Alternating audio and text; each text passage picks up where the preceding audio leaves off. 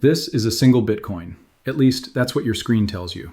You log into Coinbase or Binance, and there it is, BTC 1.0000.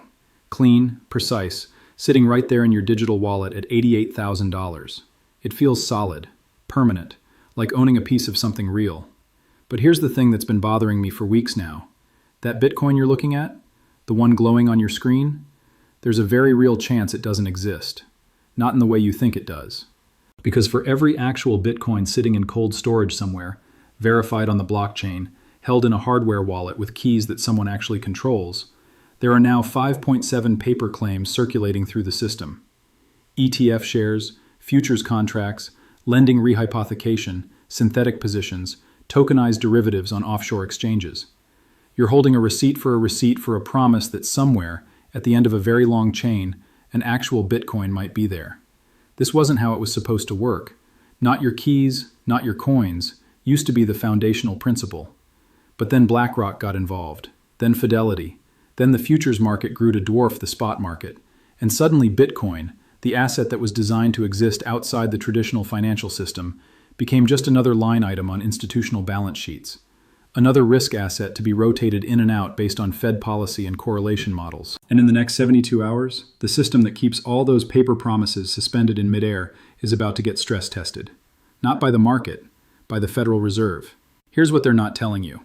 At 2 p.m. Eastern today, January 28, 2026, Jerome Powell will step to the podium and deliver the first FOMC decision of the year. The official story is simple. Rates will hold at 3.5 to 3.75%. No surprise. The market has priced in a 97% probability of no change. You'll see headlines calling it a non-event. The talking heads will explain that this was widely expected, and then they'll move on to the next story. But the real event isn't the rate decision. It never is anymore. It's what happens at 2:30 p.m. during the press conference. That's when Powell takes questions. That's when he goes off script, even if only slightly. That's when a single word choice, a raised eyebrow, a hesitation before answering can move billions of dollars across markets in seconds. And this time, there's something else. According to sources at CNBC and Wolf Research, President Trump has narrowed his search for Powell's replacement to a single candidate. And there's growing speculation that announcement could come this week, potentially timed to coincide with the Fed's statement. As Stephanie Roth, chief economist at Wolf, put it in a note to clients, if there is a single most likely window, it's during the January FOMC, particularly if Trump is looking to redirect attention away from a Fed that didn't cut. Rick Rieder, BlackRock's global head of fixed income, has seen his odds surge to nearly 40% on prediction markets for the nomination. The man who has publicly argued that Bitcoin could replace gold as a store of value might soon control monetary policy for the world's reserve currency. Think about what that means for your position. Now think about the broader context. You've got institutional investors already pulling $1.33 billion from spot Bitcoin ETFs in the week ending January 23rd, the second largest weekly outflow on record. You've got the dollar falling to 4-year lows after Trump told reporters he isn't concerned about the decline. You've got gold breaking $5,200 an ounce, setting new records every other day. And you've got a 76% probability, according to Polymarket, of a government shutdown by Friday, January 31st. This isn't a market, this is a pressure cooker, and the lid comes off in less than 72 hours. Let me explain the mechanism, because the mechanism is everything. This is where the lie becomes unsustainable. Bitcoin doesn't move on news anymore, not the way retail traders think it does. In 2025, Bitcoin fell in 7 out of 8 FOMC meetings. The average drop was 9%.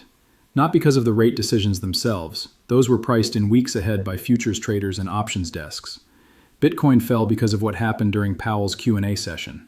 The tone, the hesitation, the slight hawkish tilt that made institutional risk committees recalculate their models at 2:47 p.m. and start liquidating by 3:15.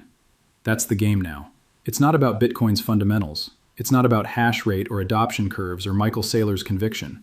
It's about watching a 71-year-old man's facial expressions while he reads from prepared remarks, and trying to guess whether the word patience means 3 more months of tight conditions or 6, whether elevated inflation readings are a passing concern or a persistent one, whether data-dependent signals confidence or fear. The algorithms parse his sentences in milliseconds. The meaning gets arbitraged before the average holder even processes the headline. And by the time you see, breaking, Fed holds rates steady, on your phone, the move has already happened. This is why understanding the mechanism matters more than understanding the asset. Paper can be printed, metal cannot. Bitcoin was supposed to be the digital version of metal. Limited supply, decentralized custody, immune to institutional manipulation. But paper claims on Bitcoin? Those multiply just as fast as any fiat currency. And now the ratio between paper and physical has gotten so stretched that a single stress event could expose the entire structure. And here's what makes this week different from every FOMC week in the past year. There's blood in the water. Real blood. BlackRock's iShares Bitcoin Trust, the largest spot Bitcoin ETF, the one that was supposed to bring institutional legitimacy to the asset class, lost $2.7 billion in Q4 2025 alone. Fidelity's FBTC saw $205 million walk out the door in the first 2 weeks of January. The total carnage from November through December was $4.57 billion in ETF redemptions, the worst 2-month stretch since these products launched in January 2024. That's not profit-taking. That's not year-end rebalancing or tax loss harvesting, which is what the analysts tell you because it sounds rational. That's institutions heading for the exits while retail watches their phones wondering why the number keeps going down. When you zoom out and look at where that money went, the picture gets uncomfortable. Gold ETFs saw their biggest inflows in 3 years. Treasury bonds rallied as yields dropped. Utility stocks outperformed tech for the first time since 2022. Even the Japanese yen, an asset that's been in freefall for years, suddenly caught a bid as carry traders unwound their positions. This is what it looks like when smart money rotates out of risk assets. Quietly, methodically, before the headline hits. They don't announce it. They don't give interviews about it. They just rebalance their portfolios and wait for the dust to settle. Now here's where the paper versus physical split matters. And yes, that framework applies to Bitcoin just as precisely as it does to silver or gold. When you buy a share of IBIT or FBTC, you're not buying Bitcoin. You're buying a claim on Bitcoin that BlackRock or Fidelity promises to back with actual holdings. And for the most part, they do. These are well-regulated products with custody requirements and auditing standards. But the system that surrounds those ETFs, the futures market, the derivatives chain, the lending and borrowing infrastructure, that system operates on leverage, enormous leverage. For every one BTC that Coinbase or Gemini actually holds in verified custody, there are multiple synthetic claims circulating through CME futures, perpetual swaps on offshore exchanges, and rehypothecated lending pools, where the same Bitcoin gets lent out 3, 4, 5 times to different counterparties. This worked fine when volatility was trending down and institutions were net buyers. The paper promises never got tested because there was always more demand coming in to absorb any momentary supply shock. New money entered, old claims got rolled, the music kept playing. But when the flow reverses, when $1.33 billion leaves in a single week, when outflows accelerate into Fed meetings, when the marginal buyer disappears, suddenly the leverage ratio matters. Suddenly the question becomes, if everyone who holds a paper claim tried to convert it to actual Bitcoin at the same time, would there be enough? The answer historically is no. It has never been yes. The system is not designed to handle simultaneous redemption. And the market knows this, which is why you see premiums spike during stress events. In March 2025, during the last major ETF outflow crisis, physical Bitcoin held on major exchanges traded at a 4% premium to paper futures prices. For a few hours, if you wanted actual Bitcoin, the kind you could withdraw to cold storage, verify on-chain, and hold in your own custody, you paid more than the spot price said you should. That divergence is the canary. The divergence between paper and physical is not a premium, it's a warning. When the number on your screen and the cost of actual delivery start to separate, the system is telling you something. It's telling you that the promises are starting to wobble. And right now, as we approach the Fed decision, the infrastructure is more fragile than it's been since March. Let me walk you through what institutional panic actually looks like, because it doesn't look like what you'd expect. You won't see a headline that says, BlackRock dumping Bitcoin position. That would crash the market before they could exit. The SEC filing would come weeks later, after the damage was done. Instead, you see something subtler, something like what happened on January 7th, 2026. At 9:23 a.m. Eastern, $486 million in ETF redemptions hit the tape. Not announced, not previewed, just gone. The day before, it was $243 million. The day after, another $398 million. 3 days, $1.1 billion erased, almost wiping out all the gains from the first week of the year. When institutions do this, they're not managing risk, they're containing disaster. The timing is never random. These outflows cluster around information events, around Fed meetings, around options expiration dates, around the precise moments when quantitative models get updated and risk committees convene in conference rooms to decide whether their exposure fits the new reality. The last time this happened was February 2025, when weekly ETF outflows hit $4.32 billion. What followed was a 28% drawdown in Bitcoin's price over the next 6 weeks. Before that, it was March 2024, when the first wave of post-ETF launch sellers hit the market. Pattern recognition isn't about predicting the future. It's about recognizing that the same forces create the same outcomes, over and over, until something fundamentally changes. And here's what's happening behind the scenes that nobody is talking about. The Fed has reportedly authorized purchases of $45 billion in Treasury bills per month starting this January. That's not quantitative easing. They won't call it that. They'll call it reserve management purchases, or liquidity normalization. But the effect is the same. Freshly created dollars entering the system to stabilize funding markets that got stressed over the holiday. Why does this matter for Bitcoin? Because Bitcoin's entire narrative for the past 5 years has been digital gold, a hedge against exactly this kind of monetary manipulation. If the Fed is quietly expanding its balance sheet again while Bitcoin trades sideways at $88,000, then either the narrative is wrong or the market hasn't caught up yet. The first option means Bitcoin doesn't do what its holders believe it does. The second option means there's a violent repricing coming, up or down, when the market finally processes the implications. Less than 72 hours remain before we find out which it is. Now let's talk about the geopolitical chessboard, because this isn't just about the Fed. While American institutions have been liquidating Bitcoin ETFs at record pace, the other side of the world has been doing something very different. The People's Bank of China has been accumulating gold at a rate not seen since 2019, adding to reserves that now exceed 2,200 tons. Russia has increased its gold holdings by 15% year over year, while simultaneously bypassing SWIFT through bilateral trade agreements with India, Brazil, and South Africa.